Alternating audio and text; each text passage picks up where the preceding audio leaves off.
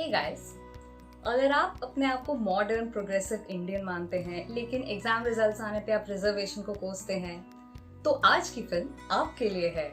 अगर आप एक ऐसे फैमिली को बिलोंग करते हैं जहाँ पे सांस लेने के बाद एजुकेशन को सबसे ज़्यादा इम्पोर्टेंट चीज़ मानी जाती है, तो ये फिल्म आपके लिए है।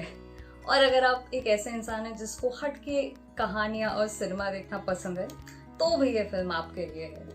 So hey guys, what's up? And welcome to That's What She Said.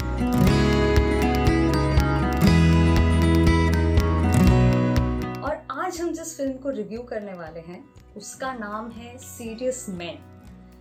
इस मूवी को डायरेक्ट किया है सुधीर मिश्रा ने, जो बॉलीवुड के जाने माने डायरेक्टर्स में से तो हैं ही। इंटरेस्टिंगली ये मूवी एक बुक से अडेप्ट की गई है by the same name serious man, written by Manu Joseph. अब यूजुअली बुक से अडेप्ट की हुई मूवीज मेरे को तो काफ़ी इंटरेस्टिंग लगती है अगर मैंने बुक पढ़ी हो तो, ताकि मैं ये डिसाइड कर सकूँ कि ये मूवी कितनी अच्छी अडेप्टेशन है।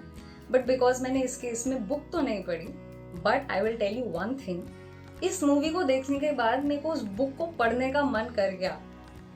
इस बुक से अडेप्टेशन क्या स्क्रीन प्ले लिखा है भावेश मंडालिया और अभिजीत खुम्मन ने। भावेश मंडालिया का नाम आपने सुना होगा ओ माई गॉड में, he is one of the writers in that movie also.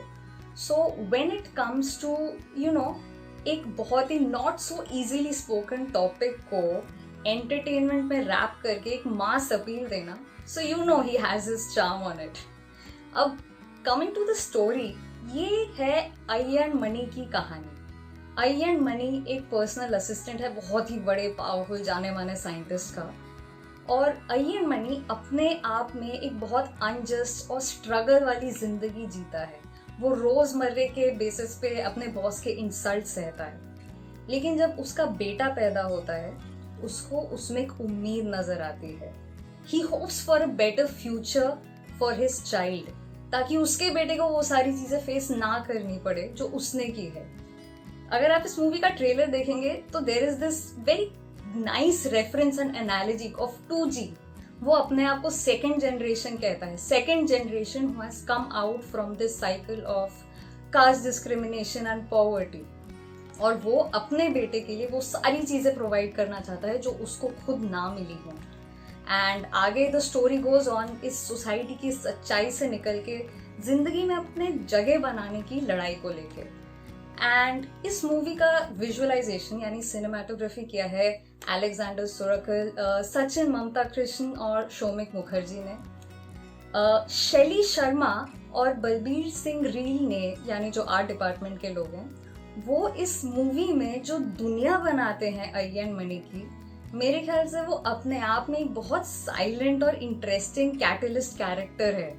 अगर आप इस फिल्म को देखेंगे तो फिर वो एक कोहली के कमरे में सारा ड्रामा लाइफ अय्यन मणि का निकलता है, and it becomes a part of the story as you watch it all along. इस मूवी में फ्रांसिस मेंडिस और कैरल एंटोनिन के कॉम्पोजिशंस हैं, जो एंड मौके पे उस मूड को जस्ट परफेक्टली सेट करने में काफ़ी इंटरेस्टिंगली काम करते हैं। The movie opens in fact with Francis Mendis का एक कॉम्पोजिशन, और अगर आप वो सुनेंगे उस मूवी को, उस गाने को उस मूवी में कैरेक्टर ने इन्वॉल्व कर लिया है, which is a very interesting way of adapting a song into movie, I think. अब रही बात इस मूवी की, what works is like, if I have to talk about इस फिल्म को एक वर्ड में डिस्क्राइब करने के लिए, सटायर। मतलब it is extremely sharp satirical screen play writing, मतलब भर भर के डार्क ह्यूमर है जो बहुत इंटेलिजेंटली और क्लेवरली स्लाइड कर दिया है इसके कुछ कुछ सीन्स और प्लॉट्स में। How this movie would affect you, like if I have to talk about that, is this movie bites. This movie really bites. इस मूवी में कुछ कुछ सिनेमाटोग्राफिक विजुअल्स ऐसे हैं या कुछ कुछ एलिमेंट्स ऐसे हैं जो मेन स्ट्रीम के ऑडियंस को it definitely prix. But apart from this, इस मूवी की जो बहुत खास बात है वो ये है कि इन सब एलिमेंट्स के बावजूद भी ये मूवी एक बहुत प्रीची या फिर मॉरल लेसन टाइप का नहीं बनता। It has a very good grip on its entertainment value and storytelling all through the story. Also, this movie talks about very interestingly, ये जो हमारी सोसाइटी मेरिट से ऑब्सेस्ड है ना, तो मेरिट को हम कोमोडिफाई यानी कि उत्पाद बना के कैसे बेचते हैं, ये फिल्म उसके बारे में भी बात करता है. तो अगर आप देखेंगे स्टोरी में काफी लेयर्स हैं. It is a very enjoyable watch that way by the way. Also अब एक्टर्स के बारे में क्या बताएं, मतलब जिस फिल्म में नवाजुद्दीन सिद्दीकी है, मतलब अपुनी भगवान है, तो उस मूवी के एक्टिंग के बारे में जितना कहा जाए तो उतना कम ही है. नवाजुद्दीन सिद्दीकी, इंदिरा तिवारी, नासिर जी, संजय नार्वेकर, श्वेता बासु प्रसाद जैसे एक्टर्स हैं इस मूवी में. And the surprise package of this movie is the child actor Akshat Das. अब एक्टिंग के टाइम ऐसा होता है कि दो एक्टर्स जब एक सीन के लिए प्रिपेयर कर रहे होते हैं, वो एक अपनी केमिस्ट्री सेट करते हैं, अपना एक टाइमिंग बनाते हैं. So when you are professional actor वो हो जाता है, लेकिन वही सेम चीज़ जब एक बच्चे के साथ करनी हो वो बहुत चैलेंजिंग हो जाता है.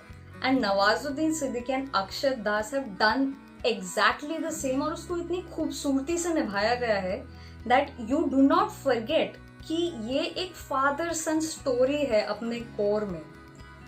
Now if I have to rate this film I would give it 3.75 stars. I mean हाँ, मैं बहुत ज़्यादा फ्रैक्शंस में जा रही हूँ, so I beg your pardon for that. But 3.75 stars इसलिए because this movie is one of the satirical films that our time needs. It is a great watch, entertaining, humor है, drama है, सब कुछ है. Also, what does not work is कि throughout the movie there is a certain pace of events which is happening. As a viewer जब आप देख रहे होंगे तो आपका engross होने का जो level होगा, that is kept very intact throughout the movie. But I think towards the ending वो थोड़ा सा ढीला पड़ जाता है. I'm not saying the ending is bad, no, it is a beautiful ending in itself, लेकिन I'm talking about the pace and the energy. वो I think वो थोड़ा सा अगर intact रखते तो I think it would have worked more for me in that way. And coming to the reasons to watch this film, well, reasons to watch this film is because it is a satire, as I said, that our time needs. हम अपने इतने privilege lifestyles में जो जी रहे हैं, there are certain realities जो हमारे ही देश में, हमारे ही आसपास होती हैं, बट हम उससे वाकिफ कभी नहीं हो पाते. हम अपने आप को मॉडर्न या प्रोग्रेसिव कह लेते हैं, but we don't understand the society that we are living in, to be very honest. And well, ये तो मेरा टेक अवे इस फिल्म से.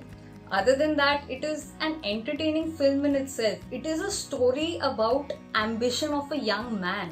So there is this endearingness. वो बहुत relatable और एक बहुत empathy develop होती है उस character के लिए. And I think that makes it a very compelling watch. आपको उसकी कहानी देखने का मन करता है, आपको उसी कहानी में involve होने का मन करता है उसके लिए. And what does not work is, well, for me, अगर आपको बॉलीवुड फिल्में पसंद हैं जो टिपिकल बॉलीवुड चीज़ें दे रही हूँ, like you know the kind of Bollywood films I am talking about, तो if you looking for something like that, then you might want to give this film a miss, because it is not like the Bollywood film जिसमें बहुत सारा शोर और over the top dialogues और प्रीची moments हो. नहीं, इसमें सटलिटी है, इसमें डार्क ह्यूमर है, इसमें सिचुएशनल बहुत सारी ऐसे एलिमेंट्स हैं जो व्यूअर को, as I said, it tricks but it makes it a very interesting watch. So I think that you should watch it for the reasons that I just mentioned right now, और maybe miss it for the reasons that I also mentioned.